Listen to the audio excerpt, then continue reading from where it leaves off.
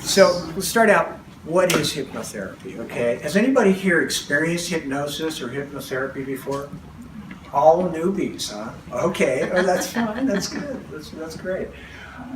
Well, in a nutshell, we use the art and science of suggestion and the power of your own mind to help you change patterns of thought, feeling, and behavior that maybe aren't working for you so well into patterns of thought, feeling, and behavior that do work for you better. And it doesn't have to be just for working on a problem. It can actually be for improving something that you're already pretty good at, like sports or a job skill or something like that. So we do this by working with your subconscious processes.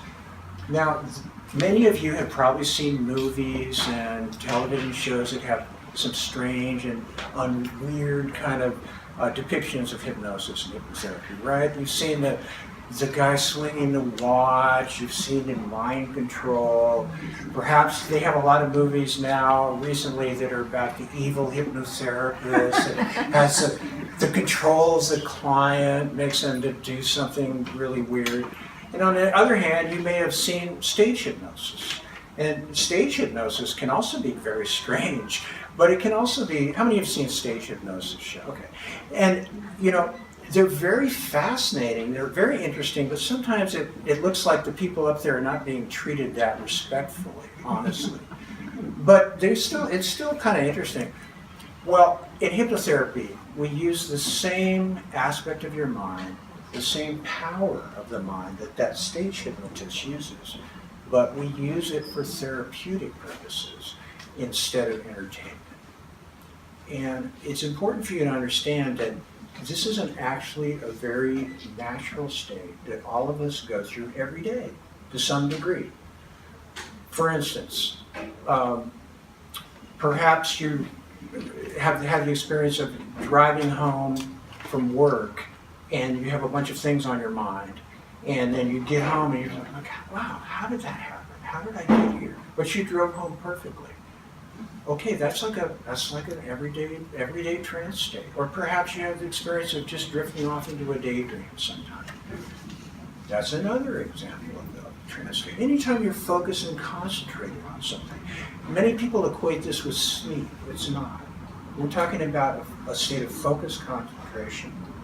But the difference here is all of those states I just said, these happen in a fairly random way. They're just random, I drifted off in a daydream. Oh, my mind drifted off over here. Oh, my mind drifted off over there. In hypnotherapy, we take that power of your mind, but we can focus it on something that you want to work on. Okay? So this is important. We all have this ability. This is not something that I do to you, that I control you. This is something that you have this ability. I can serve as a guide to let you unlock this ability and let you use it to really better your life.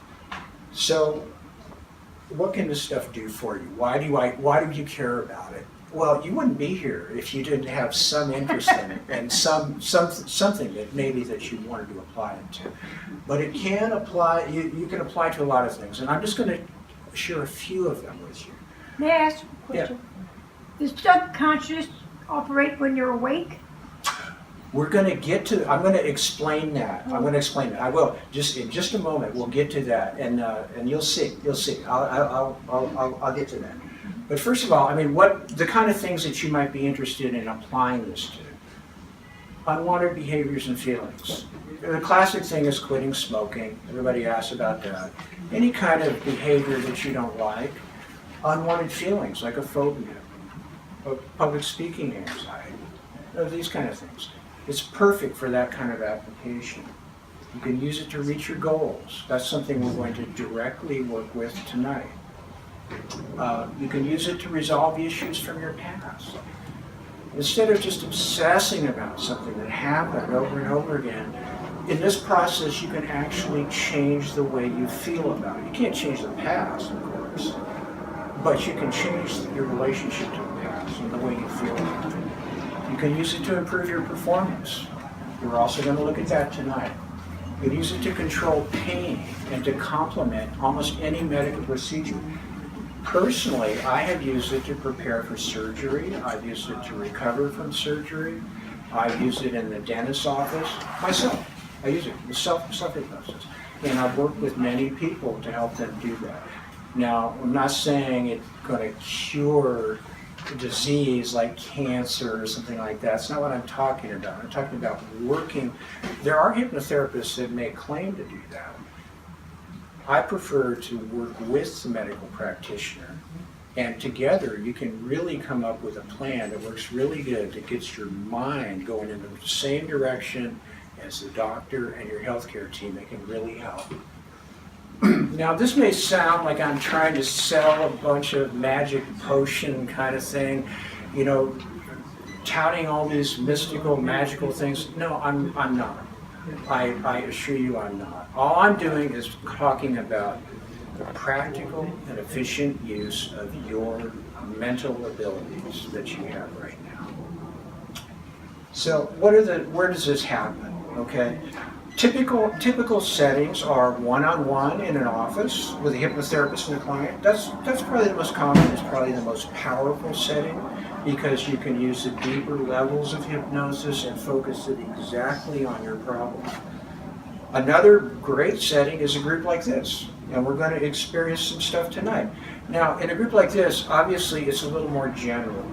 You know, I can't know everybody's particular situation.